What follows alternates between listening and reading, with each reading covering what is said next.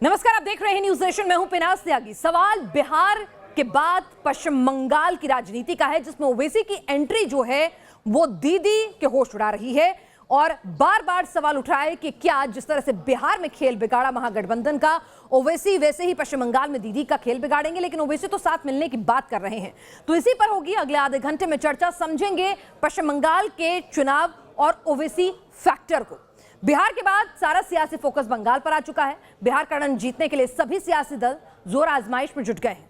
अभी तक ममता बनर्जी की टीएमसी और बीजेपी के बीच ही सारा सियासी घमासान दिखाई दे रहा था, लेकिन असदुद्दीन ओवैसी के ताल ठोकने के बाद बंगाल का सियासी पारा चढ़ चुका है। कहा जा रहा है कि ओवैसी ने ममता बनर्जी की टीएमसी को चुनावी गठजोड़ का ऑफर दिया है। ऑफर कबूला तो किसको होगा फायदा, देखिए समझिए। चलिए तो हम चर्चा करते हैं। हमारे साथ खास मेहमान इस वक्त जुड़ चुके हैं। सौरभ सिकदर हैं, बीजेपी के नेता, और बिनॉय सिंह हैं, टीएमसी से हमारे साथ जुड़ रहे हैं। बिनॉय सिंह जी, अगर ओवैसी की एंट्री होती है पश्चिम बंगाल चुनाव में, जैसा कि वो ऐलान कर चुके हैं, तो हाथ थामेंगे उनका या फिर अभी भी बाहरी हैं?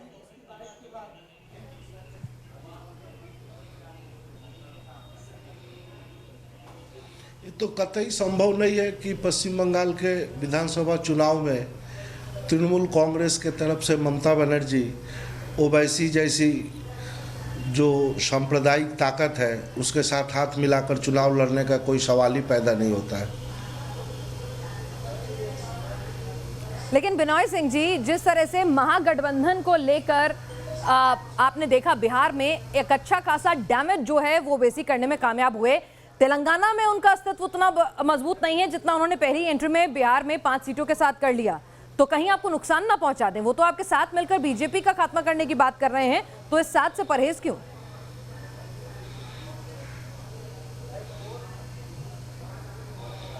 देखिए, विशेष करके बिहार के चुनाव के बाद और वैसे भी भारतवर्ष के तमाम लोग यह जानते हैं कि ओवैसी जो है वो बीजेपी के दलाल के रूप में और बीजेपी के एजेंट के रूप में हर जगह चुनाव मैदान में लड़ते हैं और मुस्लिम सेंटीमेंट को अप करके वो अपना कार्य सिद्ध करना चाहते हैं। तो बिहार के चुनाव के बाद यह भली भांति सभी ने पहचान लिया है कि ओवैसी को मजबूत करना परोक्ष रूप से भारतीय जनता पार्टी की हाथ को मजबूत करना है। आरोप एक बार फिर ओवैसी आपकी बी टीम, आपके दलाल, जवाब दें। सक्सेस और पॉसिबल नहीं होता है। ममता बनर्जी जैसे राम नाम सुन के डर रहे थे, आज बीजेपी का वो डर उसको इतना छा गया है कि कोई भी आके कुछ भी होता है तो उसमें वो बीजेपी के हाथ देखते हैं। अरे बीजेपी क्यों वैसी जैसे ताकतों का हाथ पकड़ने जाएंगे? बीजेपी विकास के मुद्दे पे वोट मांगते हैं। मोदी जी ने जो काम किया है जनता के ऊपर, उसको सामने रख के वोट मांगता है।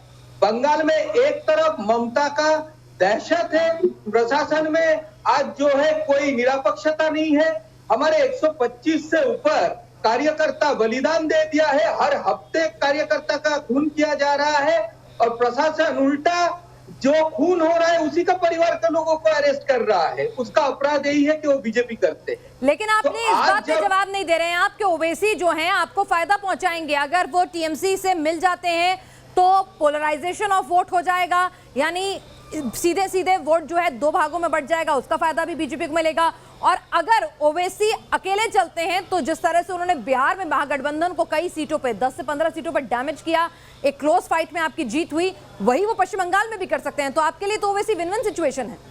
और क्यों ना कहा जाए आपकी बी टीम? नहीं, देखिए, ओवैसी जी भी भारत के नागरिक है और उसका जो दल है वो कहीं पे भी चुनाव में हिस्सा ले सकते हैं। भारत का संविधान उसको ये अधिकार देता है। लेकिन भारतीय जनता पार्टी विकास के मुद्दे पे वोट मांगते हैं और मुस्लिम या अल्पसंख्यक लोगों को अपना वोट बैंक नहीं बनाते हैं, वोट बैंक नहीं सोचते हैं। जो टीएमसी जब से यहाँ पे सत्ता पे आए हैं तब से उसको वोट बैंक की तरह ट्रीट किया है। कभी उसका विकास के लिए ना ट्रीट किया है, ना कभी उसका उन्नयन के लिए ट्रीट किया है, ना कभी उनके लिए चिंता किया है। खाली हिजाब पहन के और रोजा रखने जाने से कोई मुस्लिम का हमदर्द नहीं बन जाता। चलिए, इस सवाल का जवाब मैं लूंगी, लेकिन इस वक्त हमारे साथ आसिम वाकर साहब भी जुड़ चुके हैं, नेता हैं AIMIM के। वाकर साहब, आप पे आरोप लगाए गए हैं कि ओवैसी जो हैं वो बीजेपी के दलाल हैं, बीजेपी की बी टीम है, बिनॉय सिंह कह रहे हैं। साथ आएंगे तो भी नुकसान पहुंचाएंगे, अकेले लड़ेंगे तो वोट काटेंगे? मुझे बहुत हंसी आई सुनकर। ये जब टीएमसी के हैं ये नेता, तो मेरी तरफ से इनसे एक सवाल पूछ लीजिए कि बंगाल की जनता और देश की जनता आपसे ये पूछ रही है कि ममता बनर्जी की टीएमसी और ममता बनर्जी पहले भी 2 बार भारतीय जनता पार्टी की दलाली कर चुके हैं, भारतीय जनता पार्टी के साथ सरकार बना चुके हैं। ममता बनर्जी खुद बीजेपी की सरकार में मिनिस्टर रही, उनके लोग मिनिस्टर रहे, दोबारा भी उनके मंत्री रहे बीजेपी की सरकार में, और दलाला में। चलिए जवाब दीजिए बिनोय सिंह जी, साथ तो आप रहते हैं, रसगुल्ला का आदान प्रदान तो आपके तरफ से होता है, और आज आप कह रहे हैं कि दलाल ओवैसी। कर दिया आपने। आपको जबान खोलने से पहले एक बार सोचना चाहिए था। बिनोय सिंह जी, अपनी गिरफ्तारी में जवाब आने वाला। नहीं, जब सुनिए, दूसरी बात मैं पूरी बात करूं। अपने गिरवान में हम लोग देखिए, हम अच्छी तरीके से झांक रहे हैं। ममता बनर्जी जब हमारे एनडीए की गवर्नमेंट में शरीक थी, मिनिस्टर थी, वो भी सबके सामने हुआ।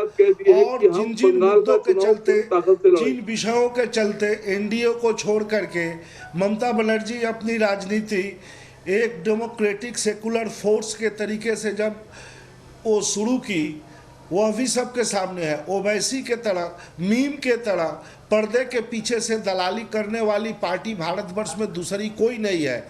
और यह भी मैं कह रहा हूं कि बिहार में जो सफलता मिली है, जिसके मीम के चलते जो भाजपा को सुविधा मिली है, मीम चुनाव लड़ने से तृणमूल कांग्रेस को ही फायदा होगा। भाजपा की यह जो ताश है, वह ताश खेलना सफल नहीं होगा।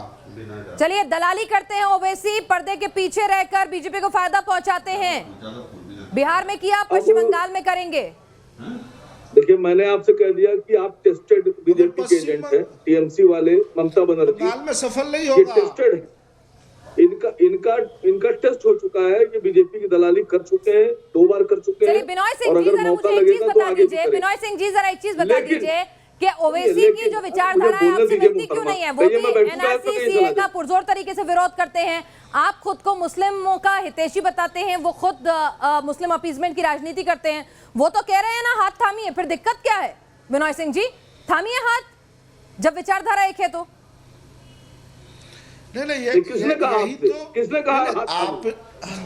आपके इस बात से तो हम लोग सहमत नहीं हो रहे हैं। जो आप लोग एस्टैब्लिश करना चाह रहे हैं कि मुस्लिम अपलीमेंट या मुस्लिम खुशामद की बात, मुस्लिमों का पक्ष लेने की बात नहीं है। हम लोग सर्वधर्म समन्वय में विश्वास करते हैं।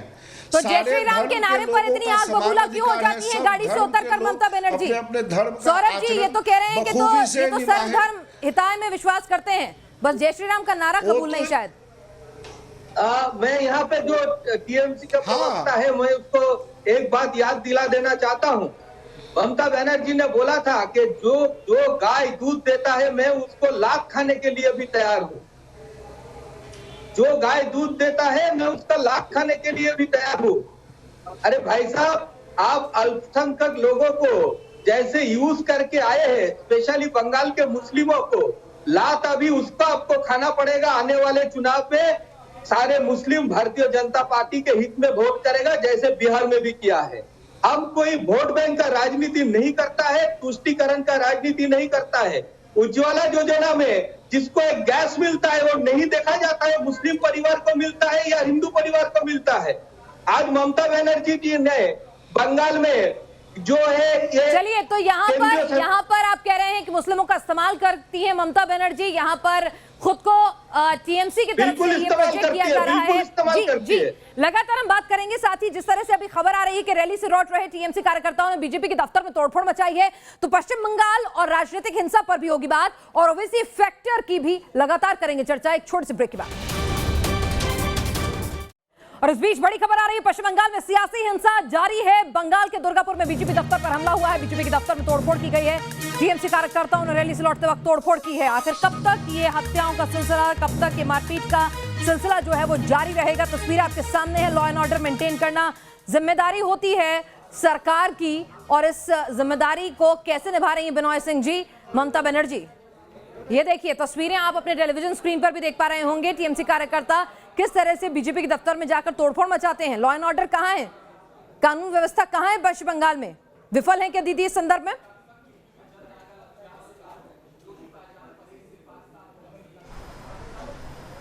कानून व्यवस्था एकदम ठीक है, चुस्त दुरुस्त है। यह भारतीय जनता पार्टी का अपना अंदरूनी मामला है और उनकी आंतरिक कलह के वजह से इस पार्टी ऑफिस में तोड़फोड़ हुई है। और जब टीएमसी के कार्यकर्ताओं की मौत हो जाती है वो भी उनका अंदरूनी मामला होता है क्या? मैं आपसे ये नहीं पूछ रही हूँ कि बीजेपी या टीएमसी, जितने कार्यकर्ता राजनीतिक हिंसा का शिकार हो रहे हैं, क्या सबका अंदरूनी मामला है?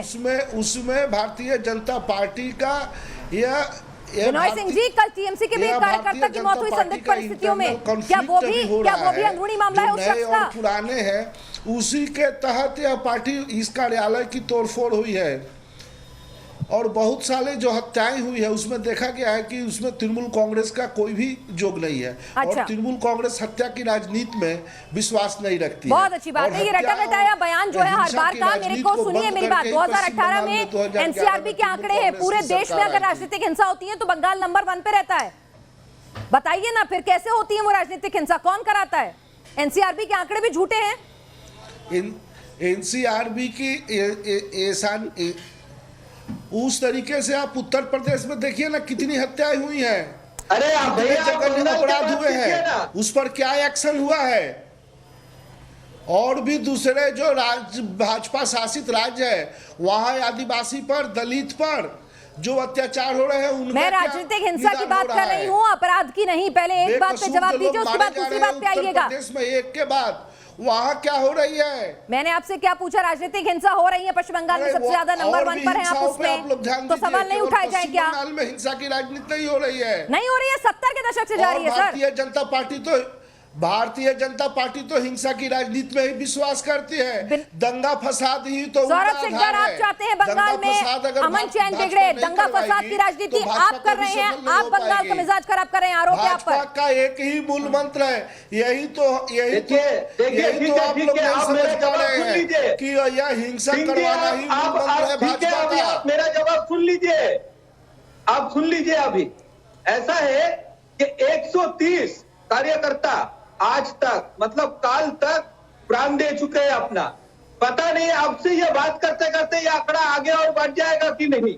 रोज हिंसा हो रहा है, रोज अटैक हो रहा है। बलि आप लोग चढ़ा रहे हैं, अपने कार्यकर्ताओं की बलि आप लोग चढ़ा रहे हैं और चढ़ा करके आप लोग चुनाव जीतना चाहते हैं।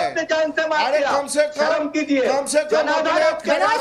बिनॉय सिंह जी, क्या आपको लगता है जिस तरह से बीजेपी ने अपनी पकड़ मजबूत की है पश्चिम बंगाल में ओवैसी की एंट्री के साथ? एक बार फिर से हम अपनी डिबेट के मुद्दे पर लौटते हैं। ये तो हमने एक ब्रेकिंग न्यूज ली जिस पर मैंने आपकी एक छोटी सी टिप्पणी ली जिस पर समाधान निकलता नहीं आता। अपने विषय पर लौटती हूं।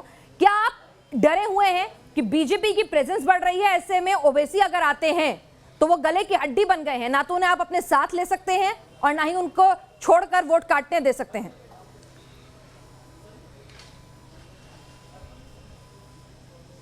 देखिए, मैं यह स्पष्ट रूप से कह रहा हूं कि बिहार का जो फॉर्मूला है वो पश्चिम बंगाल में सफल नहीं होगा और ओवैसी की एंट्री हो या ना हो, ओवैसी की तो ममता बनर्जी क्यों कहती हैं कि बाहरी गुंडों से सावधान हो जाइए, कुछ बाहर के लोग आ गए हैं? क्यों ओवैसी के लिए ऐसे शब्दों का इस्तेमाल करती हैं अगर उनका औचित्य ही नहीं है, अस्तित्व ही नहीं है पश्चिम बंगाल की राजनीति में? तो डर कैसा, ये बयानबाजी क्यों? हाँ, यह कहना तो एक डर की बात नहीं है, यह कहना एकदम सत्य है। एक बूथ पर अगर दूसरे बूथ के कोई लोग जाते हैं, कोई व्यक्ति जाता है तो उसको बाहरी कहा जाता है। और एक चुनाव में बाहर से अगर लोग आ रहे हैं चुनाव को मैनेज करने के लिए तो क्यों नहीं बाहरी कहा जाएगा? क्या यहाँ भाजपा के नेता नहीं है? क्या यहाँ भाजपा के पॉलिसी मेकर नहीं है? अरे भैया, तो बाहर से लोगों को बुलाना पड़ेगा, पार्टी है, तो बाहरी लोगों को तो आपके जैसा बंगाल में नहीं समेटे हुए हैं। आसिम वकार साहब हमारे साथ एआईएमआईएम से जुड़े हुए हैं। आसिम साहब, आप बाहरी हैं, आप बाहर से आ रहे हैं पश्चिम बंगाल में स्थितियां बिगाड़ने के लिए। देखिए, ममता बनर्जी साहबा की जो पार्टी है उसने बिहार में भी चुनाव लड़ा, कर्नाटक में भी लड़ा, आंध्रा में भी लड़ा, गुजरात में भी लड़ा, दिल्ली में भी उन्होंने चुनाव लड़ा, यूपी में भी लड़ा। उनको तो किसी ने बाहरी नहीं कहा। हिंदुस्तान का पासपोर्ट जिसके पास है, हिंदुस्तान की नागरिकता जिसके पास है, वो कहीं भी जा सकता है। ममता जी आप अपने गृहराज्य में कुछ कर नहीं पाते गलत हैं राजनीति कर और रही है। भाजपा की ममता दलाली जी करके आप दूसरे गलत बयानी कर रही है। ममता जी देश को तोड़ने की बात कर रही है। सफल नहीं होगा। आप ममता लोगों का जो खेल है वो ममता भारत बनर्जी की जी जनता से मैं समझ पूछना गई है। चाहता हूं कि उन्होंने हमारे कम से अरे कम अपने 35 गृह राज्य में तो कार्यकर्ताओं अपनी को, शक्ति नेताओं को जेल में डाल दिखाइए। दिया। हमारे 35 से ज्यादा कार्यकर्ताओं को उन्होंने जेल में डाला। सौरभ सिकदर जी, जुल्म आपको किया, तो आपके लिए ज्यादती क्या की। फायदे का सौदा है ओवैसी की एंट्री, क्योंकि 98 के करीब सीटें हैं जहां पर मुस्लिम फैक्टर एक बड़ा रोल विधानसभा सीटों में, 16 से 18 लोकसभा सीटों पर एक बड़ा रोल मुस्लिम फैक्टर प्ले करता है, 98 सीटों पर विधानसभा में। तो क्या आपको लगता है कि अगर ओवैसी आते हैं, वोट काटते हैं, आपके लिए विन विन सिचुएशन है सर? नहीं, देखिए, ओवैसी जी आए, कोई भी चुनाव लड़ सकते। हम टीएमसी की तरह नहीं बोलेंगे कोई बाहरी है। जो प्रवक्ता अभी बोल रहा है उनका भी या उनका बाप दादा किसी का जन्म तो बाहरी हुआ होगा, वहीं से आके है, बंगाली तो है नहीं वो। लेकिन हम तो दोनों हाथ फैला के बोल रहे हैं सब, ये बंगाल का ये परंपरा रहे कि कोई भी बंगाल में आ सकते हैं, बंगाल देश को दिशा दिखाते हैं। और जहां तक हम 98 सीट का बात कर रहे हैं, तो ये इसी 98 सीट में आप पिछले लोकसभा का आंकड़े देखेंगे मैडम, तो 98 सीट में भारतीय जनता पार्टी भारी मतों से मुस्लिम वोट मिला है। ये मालदा के बात कर रहे थे अभी, मालदा में 2 लोकसभा सीटें जिसमें एक हम जीते और एक केवल 5-6 हजार वोटों से हारे। चलिए, तो वो वोट बैंक बट रहा है, इसलिए मुस्लिम आप जीत रहे हैं, या वोट बैंक आपके पास आ रहा है, ये भी एक एनालिसिस का विषय है। और यही बात हम बार बार उठा रहे हैं कि ओवैसी की एंट्री से वो वोट बैंक बटेगा और इसीलिए आपको फायदा होगा, या वाकई में वो वोट बैंक जो बिल्कुल आपकी सोच से इतर है, आपकी आइडियोलॉजी से इतर है, आपके पास आएगा। इस पर हम लगातार आपसे चर्चा कर रहे थे, आप लोगों ने अपना पक्ष रखा। यहां पर इस चर्चा में शामिल होने के लिए आपका शुक्रिया। लेकिन बिहार के बाद पश्चिम बंगाल में ओवैसी की एंट्री इस चुनाव को और ज्यादा दिलचस्प जरूर बना रही है।